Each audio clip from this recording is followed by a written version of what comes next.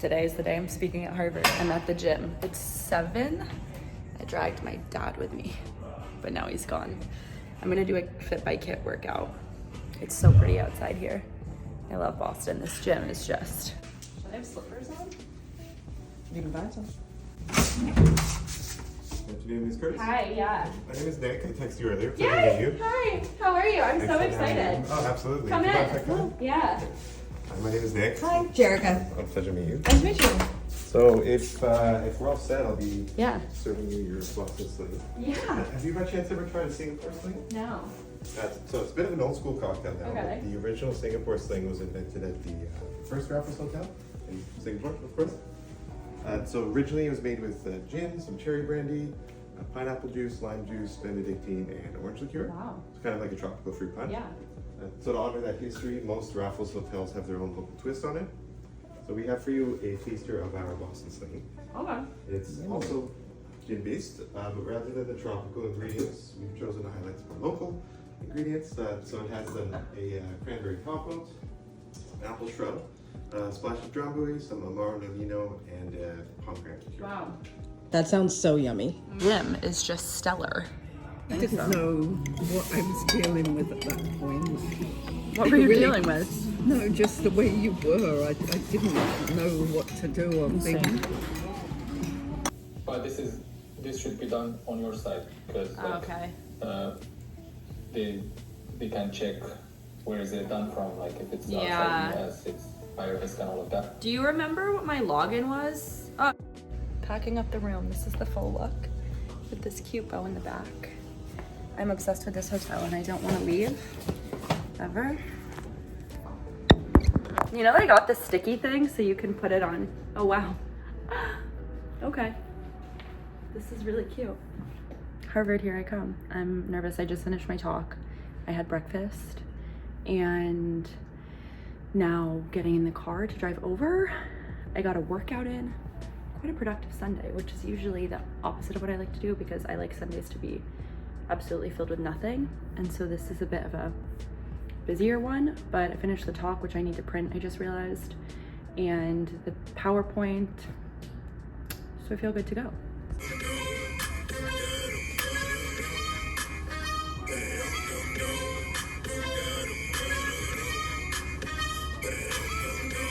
Okay, it's 40 minutes away from my Harvard keynote. I'm getting ready.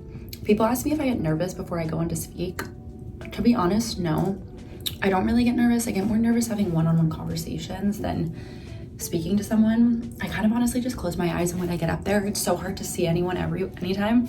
This one I'm a bit more nervous because I wrote a speech and I'm nervous there's not going to be enough time for everything, but I think it'll be, gotta get the boobs up. I think it's gonna be okay.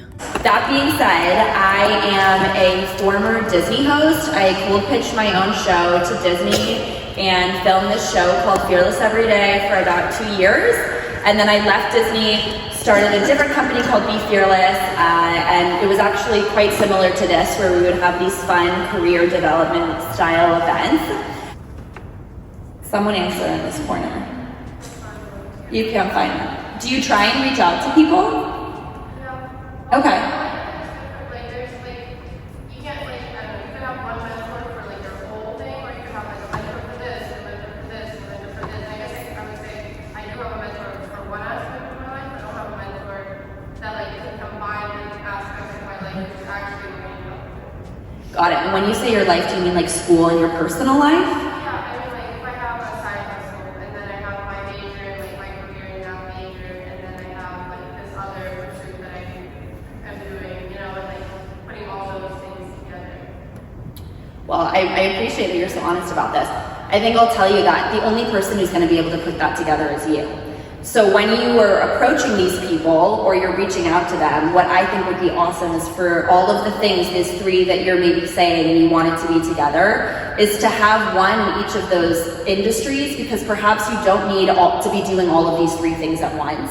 And especially if you're looking to find a job or you're trying to figure it out, you may do something like I did, right? You had a podcast and then you had a blog and then you tried like social media in some capacity, and it's just a lot and it's very confusing. So if you can really pinpoint with your mentor, what is it actually that I like the most out of all of these three, and in the period of time, put a lot more attention into that and see how you feel about that. And then if you're like, I really don't like this, then go back to the other three. But even conferences like this, right? Like sometimes I'll look online and say South by Southwest, or there's another really big business one called Web Summit.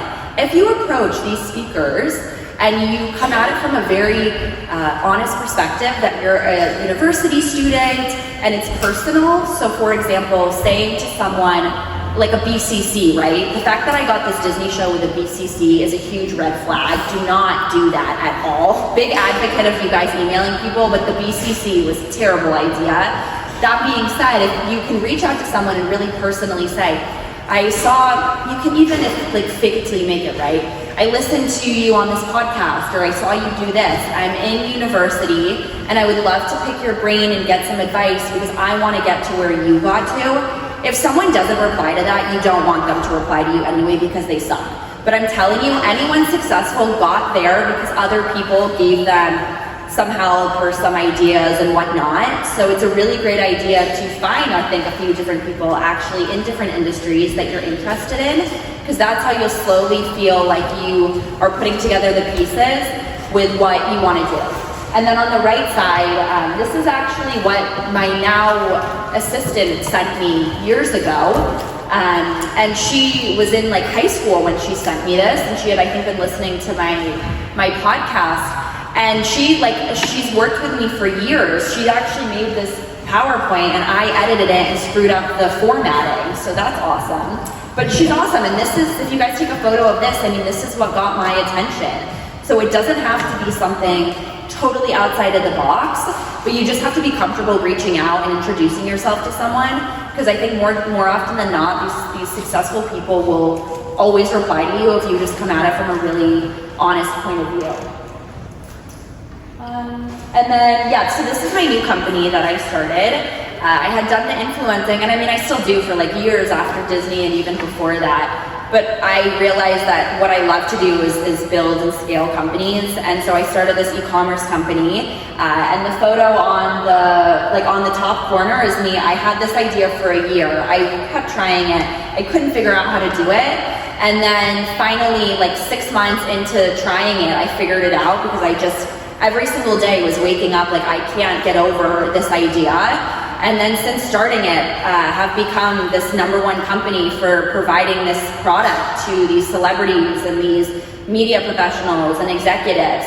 And I think it just goes to show that if you feel like you've got this gut intuition that you really want to do something entrepreneurial, if you have that idea, you just have to do it. I got so sick of waking up every day thinking I should do this that I was like, I'd rather just try it and it not be like it fail than have this idea every day. And if I had never pursued it, I would never have been able to turn it into what it has become.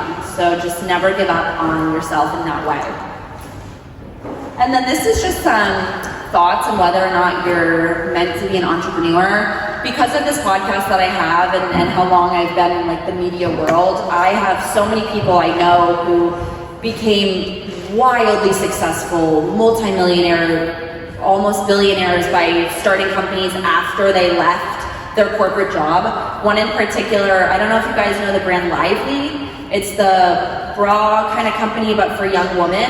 My friend Michelle Grant started that, I think she was 40 or 41. She worked at Victoria's Secrets for years, left, started this company and sold it for like $2 billion. So what you see on social media and that obsession I think young people have with instantly becoming successful, most people like the Michelles and Sarah Blakely and Sheryl Sandbergs of the world became successful after 40, successful after years of hard work. Aside from, for example, like an Alex Earl, how many people do you guys know that within a day became wildly successful? It's not something you should aspire to have or it to be like, because that's just not, to me, what I consider true success. However, if you're able to do that and then spin it into something massive, great. But the problem with people who get a lot of this viral instant fame is you end up never hearing about them after 5 years, not because they're rich, but because they didn't know their identity. It just came to them so easily. Whereas if you're able to try these things and immerse yourself into the world of business and have an internship and a really good mentor, that's how you really figure out, okay, this is what I want to do, and this is how I build it up, and this is how I make a name for myself, instead of being 25 and like, sure, you might have a lot of money, but what are you going to do with that, right? Versus somebody who really has worked very hard for years and now has an awesome, clear career path. So yeah, okay, this is the end of it. So I think that pretty much takes us to the end. So now I guess I'll do the Q&A. So does anyone have any questions?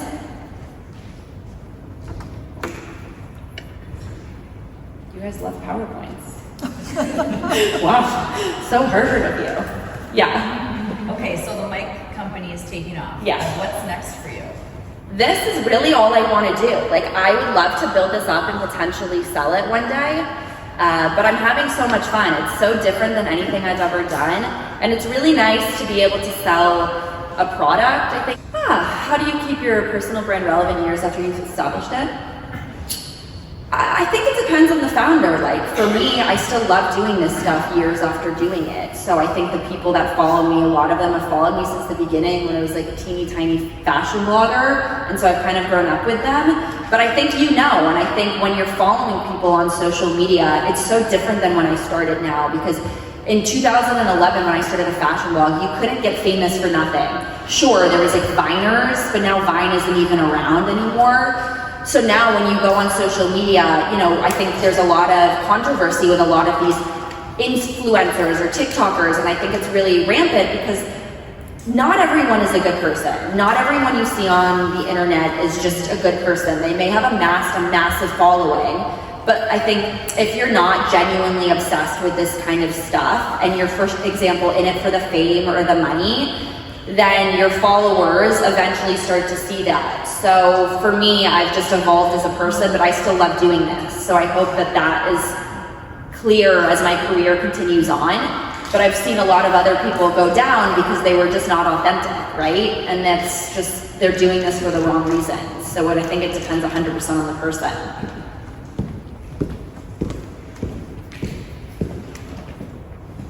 Yeah. Where do you believe is the best place or platform to find a mentor? LinkedIn. LinkedIn and my PowerPoint, there was actually a part of it I did forget to mention. Do not DM your dream mentor and ask them to mentor you on DM. You should, or you could direct message someone who you want to mentor you and say, like, I would love to pitch you a potential mentorship about you mentoring me. Can I get a good email from you?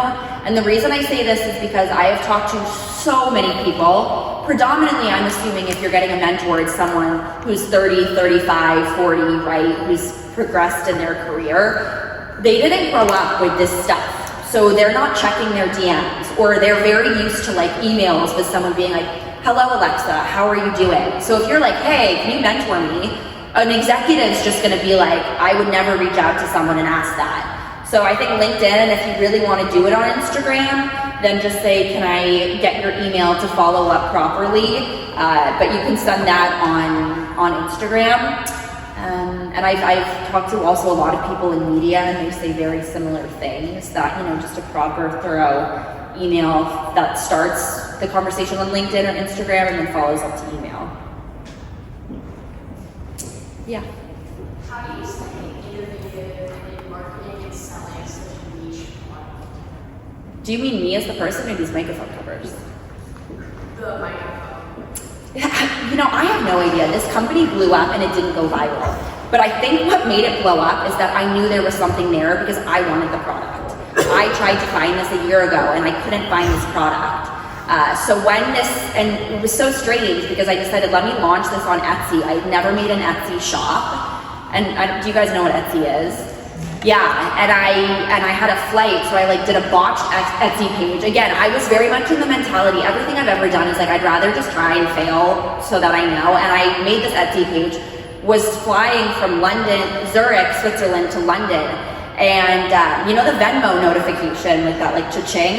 well, this Etsy has like a very similar but much more fun cha-ching. So I turned my phone off of airplane mode when I landed back in London, and I just looked at my phone, and I literally, like, I had a terrible year in business this year, and I literally just started crying because I could not believe that I was right.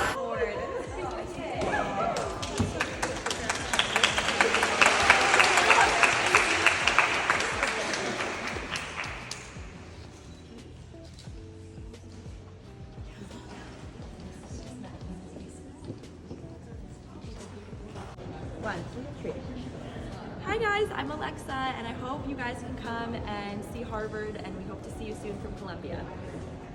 Hi everybody, I'm Binta, and you should absolutely come up to Harvard and experience this amazing